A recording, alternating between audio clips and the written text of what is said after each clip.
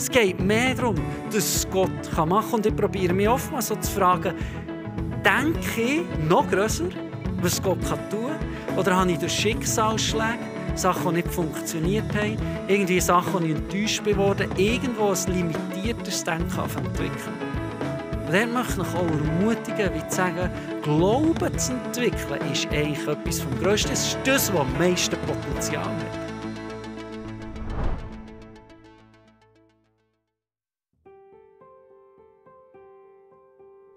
Also wenn ich so überlege, früher in diesen herzigen Freundschaftsbüchlein hat man doch schreiben, was man mal werden will. Und ich habe reingeschrieben Sängerin, weil ich das Gefühl hatte, ich habe gerne gesungen, habe Musik gerne gehabt.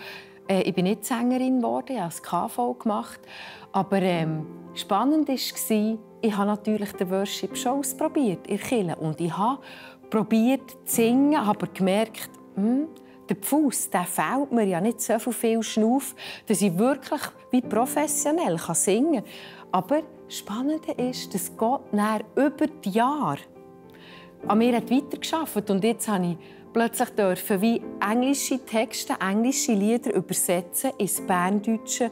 Und schon kann man eigentlich das musikalische Talent, das ich doch am Rand irgendwo habe, wieder brauchen. Und wenn ich dir sagen müsste, wie können sich deine Talente, die du hast, entwickeln oder vervielfältigen, würde ich dir sagen, hey, ganz einfach, gang zu dem, der es geschenkt hat, der hat den Plan dafür.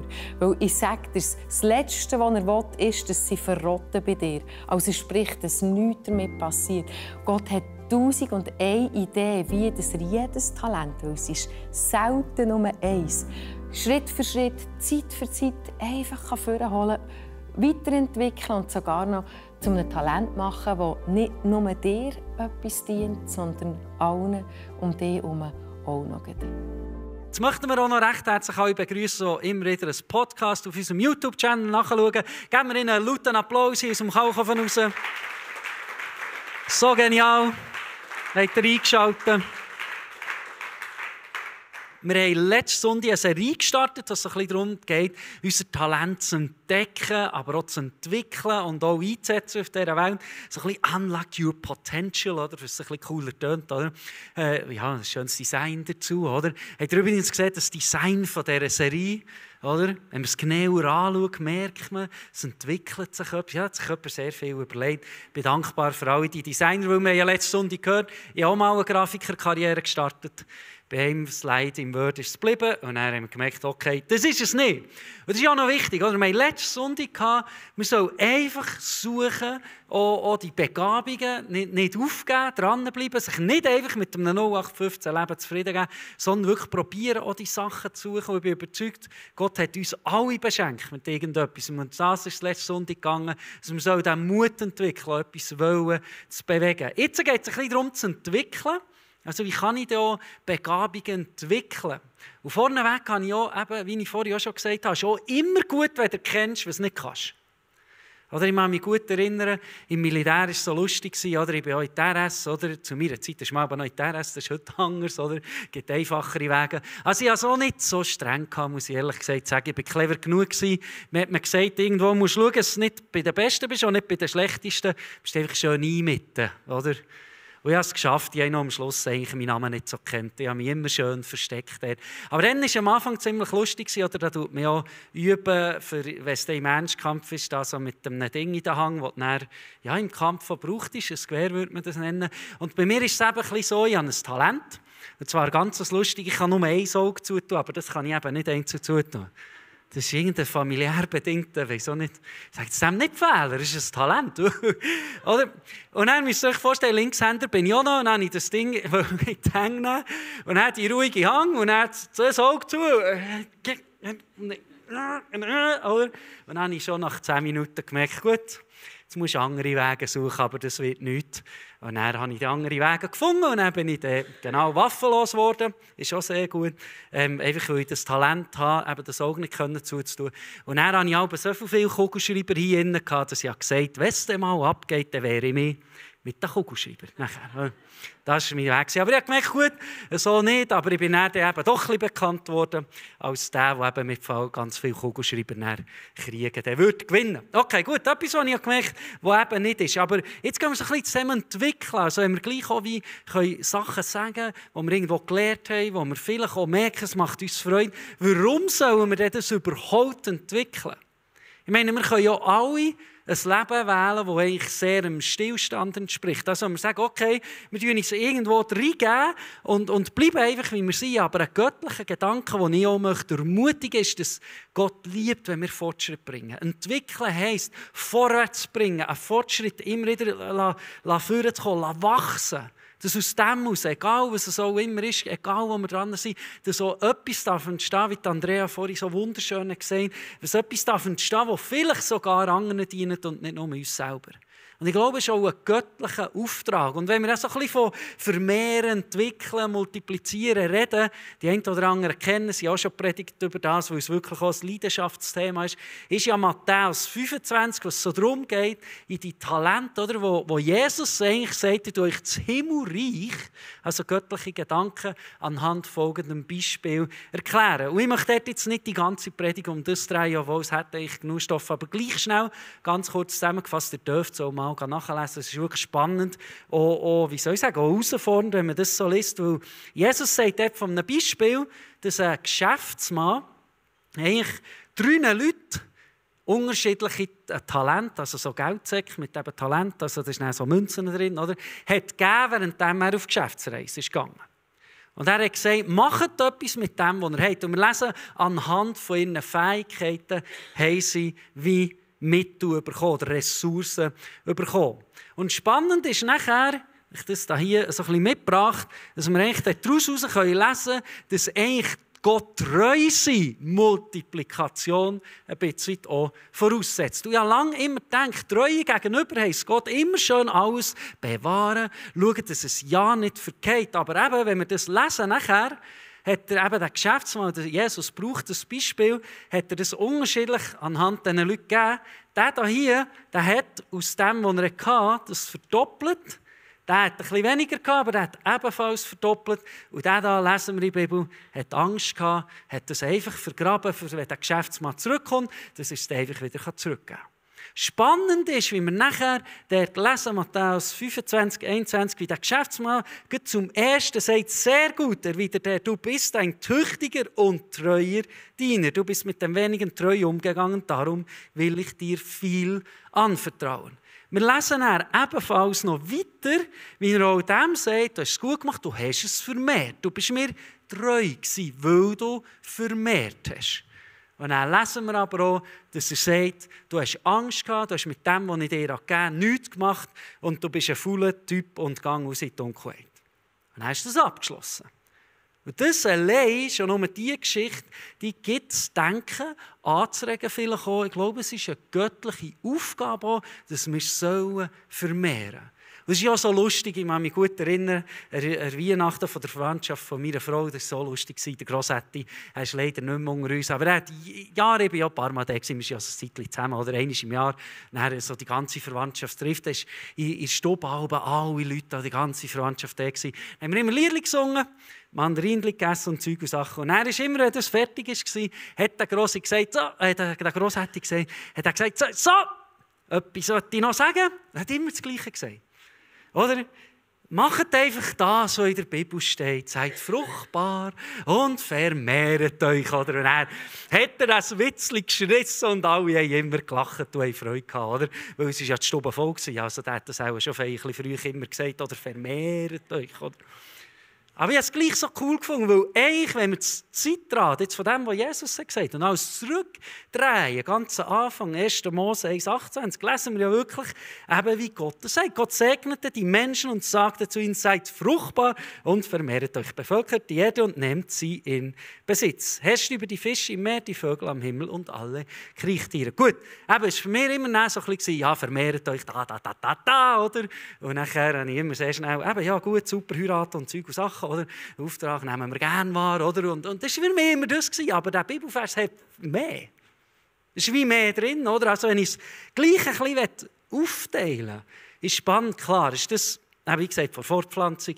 Ja, der hat mit Job da müssen jetzt andere schauen, dass das immer weitergeht. Oder? Ist immer gut, oder? Ja, ich Freude, oder? Mehr als 2 und so weiter. Super Sache, oder? Aber dann haben wir ja noch weiter dort raus, dass eben auch Ausbreitung und eigentlich Besiedlung in diesem Vers ist. Also wir sollen uns auch ausbreiten. Und für mich heisst das eben das Vermehren, aber uns auch besiedeln, uns mit dem beschäftigen. Und das Dritte, was wir aus diesem Vers rausnehmen, ist für mich gleich noch so ein bisschen Herrschaft und Verantwortung. Also eigentlich, wir sollen herrschen. Und herrschen ist für mich auch immer verantwortungsvoll mit dem umgehen. Gott hat uns eine wunderbare Erde geschaffen. Verantwortungsvoll mit dem umgehen, mit diesen natürlichen Ressourcen, die wir haben, ist für mich ebenfalls eine Art, auch Gott zu ehren. Das ist aber für mich nicht nur das Natürliche und dass wir Freude haben an den Bäumen und den Fischen und dieses und eins, sondern dass wir auch mit diesen Ressourcen, die Gott uns gibt, probieren zu vermehren. Und das soll jetzt nicht eine Predigt sein, wir scheffeln Geld und weiss nicht was alles, sondern uns selber ein bisschen auch zu fragen, was habe ich? Wir hatten letzte Sonntag davon gehabt. Entdecken, ausprobieren. Und jetzt probiere ich ein bisschen zu ermutigen, dass das Vermehren, auch probieren zu entwickeln, gar nicht etwas Schlechtes ist. Weil oftmals wird es auch schlecht dargestellt. Weil wer vermehren, der ist immer nur übertrieben, oder? Der will immer nur zielreich und dieses und jenes weiss. Aber vermehren ist auch etwas Göttliches. Und ich glaube, das dürfen wir auch lernen in diesem ganzen Thema, wo wir so ein bisschen herausfinden sind, was ist die Idee mit dem Potenzial, das Gott uns hat gegeben. Schon spannend, 2. Timotheus 6, wie der Paulus dem jungen Timotheus dort eigentlich einen Tipp gibt. Er sagt, aus diesem Grund erinnere ich dich an die Gabe, die Gott dir in seiner Gnade geschenkt hat. Als ich dir die Hände auflegte, lass sie zur vollen Entfaltung kommen. Ich möchte das ein bisschen vorhaben. Der Paulus sagt dem Timotheus, lass zur Entfaltung kommen. Denk nicht einfach an irgendeine Gabe, sondern du es entwickeln. Ich wünsche mir das von dir, dass es entwickelt werden kann. Und ich glaube, wir könnten mega lange uns über das unterhalten und ich liebe den Gedanken, weil ich auch lernen mit der Zeit, dass es auch krass ist, wenn du Gott einlädst in das ganze Thema. So eine Kombination ist von Träumen von dir selber, die du auch loslassen kannst, wo du auch Gott einbeziehen kannst und sagen, klar, ich habe Träume, das ist jenes eins, aber ich probiere auch Sachen zu bewegen, die nicht nur um mich selber gehen. Und wenn du Gott einlädst in das Ganze, staune ich immer wieder in unterschiedlichsten Lebensbereichen, wie nachher auch Fruchtbares daraus entstehen darf. Wie du irgendwo merkst, es ist gesegnet. Ganz unterschiedliche Leute. Ich sehe Familien, die bewusst sagen, wir wollen als Familie Segen sein. Wir wollen nicht nur uns um uns selber drehen, sondern wir wollen unsere Türen auftun für andere. Ich sehe junge, begabte Leute, die sagen, okay, das, was mir Gott geschenkt hat, meine Intelligenz, ich will das brauchen, für einen Segen zu sein.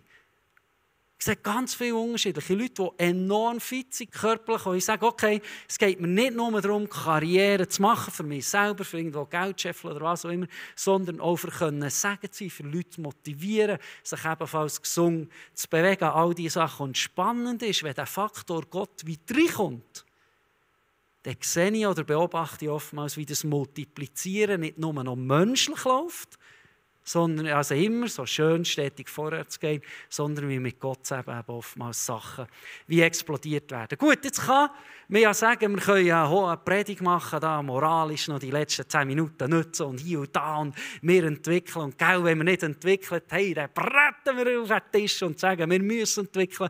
Und ich hatte einen Gedanken gehabt. Oder ich verstehe mich, er hat es vorhin auch gesagt, ich liebe das Thema. Mega. Wirklich mega. Weil irgendwo durch spüre ich auch, je mehr dass ich sage, Gott tut da. Und wenn du willst, bist du dann auch selber die Schuld, wenn es nicht klappt. Und ich nicht selber die Tür aufschliessen, sondern Ausschau halten nach Möglichkeiten, wo Gott etwas tun kann, wie es irgendwie immer auch funktioniert. Das ist unglaublich und das ist nicht wegen mir. Aber ich merke, wie das so multiplizieren, sobald der göttliche Gedanke drin ist. Aber ich habe auch gemerkt, wenn wir so über das reden, es kann so einen Druck auslösen. Ich weiss nicht, was bei dir letzte Sonntag, jetzt die erste Hälfte, und dann auslöst, okay, ich muss multiplizieren, weil sonst, wenn ich nicht multipliziere und es nicht vorwärts bringe, dann sagt Jesus zu mir selber, verreis, gang in die Dunkelheit auf Aufpelz. Das kann einen Druck auslösen, oder nicht? Das wollen wir nicht vermehren, hat Gott nicht Freude und all diese Sachen. Und dann kommen wir in einen Stress hin. Und dann hat es mich so berührt, als ich das von Andrea gehört habe, und ich möchte es noch mal schnell vorlesen, was sie jetzt gesagt hat. Gang zu dem, der dir Talent geschenkt hat. Er hat einen Plan für sie. Das Letzte, was Gott will, ist, dass deine Talente unnütz bleiben. Verrotten, hat sie gesagt. Und der drinnen, schon nur in dem Sinn, und als ich dann auch so probiert habe, aus einer anderen Sicht anzuschauen, habe ich auch das Gefühl gehabt, ich möchte euch ermutigen, wirklich auch Gott einzuladen in das Ganze. Es geht nicht in erster Linie, klar, wir können jetzt aus dem Kontext heraus sagen, Matthäus 25, das Abschnitt, das nehmen wir raus, machen ein eigenes Buch daraus und jett und machen und du. Ganz ehrlich, ich habe ein Buch gelesen oder bin dran, es inspiriert mich zu vermehren, aber ich habe gemerkt, es löst den Druck aus. Und das war so tough geschrieben. Ich habe das in den Ferien gelesen, nachher irgendwo nach dem 2. Kapitel, und ich dachte, ich mache viel zu wenig. Das ist gar nicht gut. Ich muss energischer vermehren, sonst hat Gott nicht Freude. Und dann habe ich irgendwo gemerkt, halt. Klar, vermehren, entwickeln ist genial. Aber mit Gott zusammen löst sich auch der Stress, immer müssen zu performen. Und wir können uns 24/7 um unser Talent kümmern. Entwickeln, machen, fördern, lernen, noch besser, hier, da, dieses und jenes und eins. Und nur uns selber. Aber ich möchte bewusst wieder den Druck wegnehmen. Und ich hatte einen Gedanken, den ich mit euch teilen möchte. Ich tue immer so Endjahr mich fragen, hat sich mein Glauben entwickelt? Ich meine, das ist auch Potenzial, vorwärts zu bringen. Weil was machen wir, wenn wir probieren, mehr Glauben reinzubringen in unser Leben? Dann ist mehr Gott und weniger mir selber. Es geht mehr darum, dass es Gott machen kann. Und ich probiere mich oftmals so zu fragen, denke ich noch grösser, was Gott tun kann? Oder habe ich durch Schicksalsschläge, Sachen, die nicht funktioniert haben, irgendwie Sachen, die ich enttäuscht geworden bin, irgendwo ein limitiertes Denken entwickeln? Und dort möchte ich auch ermutigen, wie zu sagen, Glauben zu entwickeln, ist eigentlich etwas vom Größten. Das ist das, was am meisten Potenzial hat. Das ist das, was so viel Veränderung auch reinbringen kann. Und dort probiere ich dann auch, wenn ich merke, okay, gut, es ist nicht wirklich mehr Glauben da, vielleicht eher sogar herausfordernd, mich dann ganz persönlich auch zu fragen, was kann ich dort ändern? Und da geht es nicht darum, mich selber zu trainieren und zu machen und vorzubringen, sondern mir zu überlegen, wo habe ich vielleicht gemeint, ich habe es im Griff. Ich bin sackstark unterwegs und dieses und jenes, ja, so viel Talent. Sondern auch wie zu sagen, okay, es ist ja gar nicht so. Es ist schlussendlich, glaube ich, weil ich ja in den letzten Jahren von meinem Leben probiert, wirklich Gott zu vertrauen. Und darum funktionieren Sachen. Und ich möchte schon schließen mit einer Geschichte, die mich sehr berührt hat, weil so auch persönlich ist, eine Geschichte, die wir in der Bibel lesen, wo der König Salomo, ganz ein spannender Mann, man könnte da viel erzählen, aus welcher Familiengeschichte er daraus entstanden ist, aber es ist ganz spannend, wie Gott zum König Salomo sagt im 1. Könige 3,5, was willst du haben? Bitte und ich werde es dir geben. Jetzt stellt euch mal vor, was für eine Bombenfrage ist das? Ich meine, Gott hat die Welt erschaffen. Das ist ja aber, oder schon als Kind, oder? Da ist doch, wenn man Zang und ein Küssi und Pfeh und dieses und eins, und dann hat man ein Wünschchen frei, oder es gibt ja so Filme, oder? Wie hat der geheißen?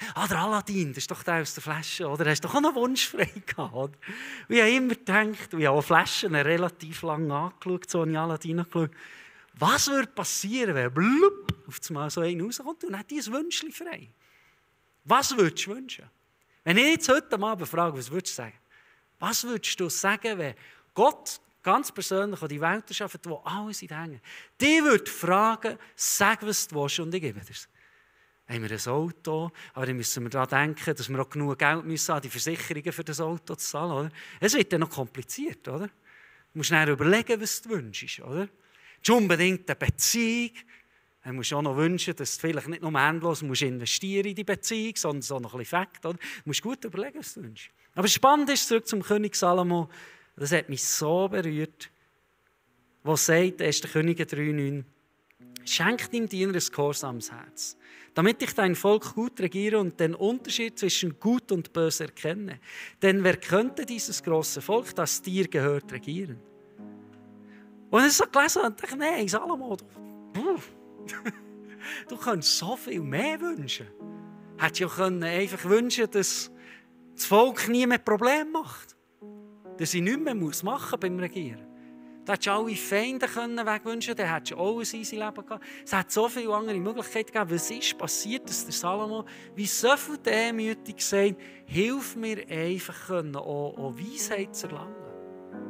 Und das war spannend im Lesen 1. Könige 3, 11-12, wie dann Gott eigentlich auch zur Antwort gibt. Dies war deine Bitte und nicht ein langes Leben oder Reichtümer für dich selbst oder der Tod deiner Feinde. Darum will ich dir geben, worum du mich gebeten hast. Ich schenke dir Weisheit und Verstand, wie kein Mensch vor dir sie besaß und keiner sie mehr besitzen wird. Es ist unglaublich, wie eigentlich der Salomo dann sich zurückgenommen hat, obwohl er den Wunsch frei hatte, und hat gesagt, eigentlich hätte ich nur ein guter Diener sein. Und darum erzähle ich das. Jahre zurück, also jetzt nicht 100 Jahre, aber schon ein paar Jahre, habe ich gemeint, mein Weg ist 100% im Sport. Ich habe sogar Gott einbezogen in das Ganze.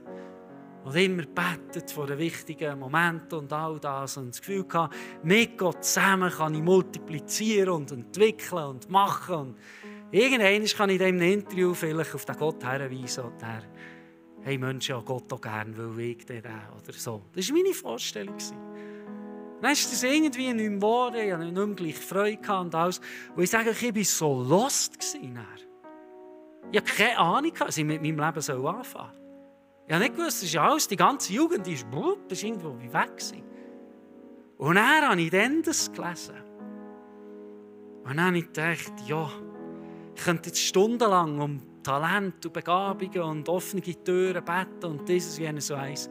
Und ich weiss, schlarpend bin ich dann gelaufen und dann habe ich gedacht, also gut, Jesus, komm. Der Salomo hat es so gemacht und irgendwie hat dann auch viel erreichen in seinem Leben. Und darum möchte ich dich bitten, einfach, dass du mir hilfst, richtige Entscheidungen zu fällen in meinem Leben. Dass ich weise genug sein kann, dass ich nicht andere Menschen verletze mit meinem Leben, sondern er kann ermutiger werden, dass ich auch meine Begabung überhaupt finden kann, dass ich auch entwickeln kann und all das. Aber ich habe mich irgendwo auf das beschränken dann in einem Moment. Und seit diesen Jahren her kommt mir das auch immer wieder in den Sinn. Ich manchmal auch wie vielleicht zweifelnd Gott suchen und sagen, wie kann ich noch mehr machen mit dem, was du mir gibst und alles. Es ist so wie eine Stimme. Es ist nicht immer schwierig, ist das auch Gottes Stimme, die eigenen Gefühle, was auch immer. Aber irgendwo, wenn ein Gedanke kommt und sagt, schau, vor Jahren hast du mir darum gebeten, dass du richtig spürst, was dran ist. Und seitdem begleite ich auch deinen Weg begleiten. Du darfst mir einfach vertrauen. Sachen werden kommen, Sachen wirst du vermehren, entwickeln. Aber Sachen sind noch zu früh. Oder Sachen habe ich nicht vorgesehen, mit dir zu machen, wo du vielleicht das Gefühl hast, es ist gut. Und auch dank diesem Gefühl merke ich, wie immer wieder ein Frieden zurückkommt. Auch in diesem Thema, vom Vorwärtsbringen und etwas bewegen und all das und herausfinden, wer bin ich und was mache ich überhaupt. Einfach auch wie dürfen Gott darum bitten, irgendwo ins Leben hineinzukommen, irgendwo uns ein Gefühl gibt, irgendwo richtig zu entscheiden. Und ich liebe es auch, weil ich weiss, schlussendlich, ich muss auch nicht den ganzen Tag vor jeder Entscheidung oder was auch immer beten. Du oftmals am Morgen sagen, Gott, du weisst ja, wir haben ein Abkommen, du hast einfach die Erlaubnis, in mein Hirn hineinzukommen und alles, was mir heute in den Sinn kommt, ist eigentlich von dir. Und meine Frau sagt, aber das kannst du nicht so sagen. Das ist viel zu einfach. Ich habe gesagt, ja, kann schon sein für dich, für mich passt jetzt das noch. Nein, aber was wollte ich mit dem sagen? Es ist nicht so, dass alles, was mir in den Sinn kommt, richtig überhaupt nicht.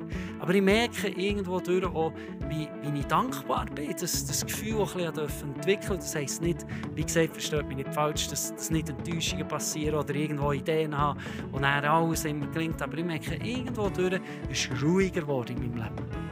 Und das möchte ich euch ermutigen. Wir sollen entwickeln, vermehren, multiplizieren. Ja! Wir können auch noch stundenlang reden, bis am Morgen um 3 über zu vermehren. Und wir haben viele Ideen und machen und tun. Und ich sehe so vielen Menschen so viel Potenzial. Aber der ganze Druck ist eben gleich auch nicht von Gott. Und wenn wir Gott glauben, um Weisheit bitten darum, dann bin ich überzeugt, werden wir unser bestes Leben schlussendlich leben können.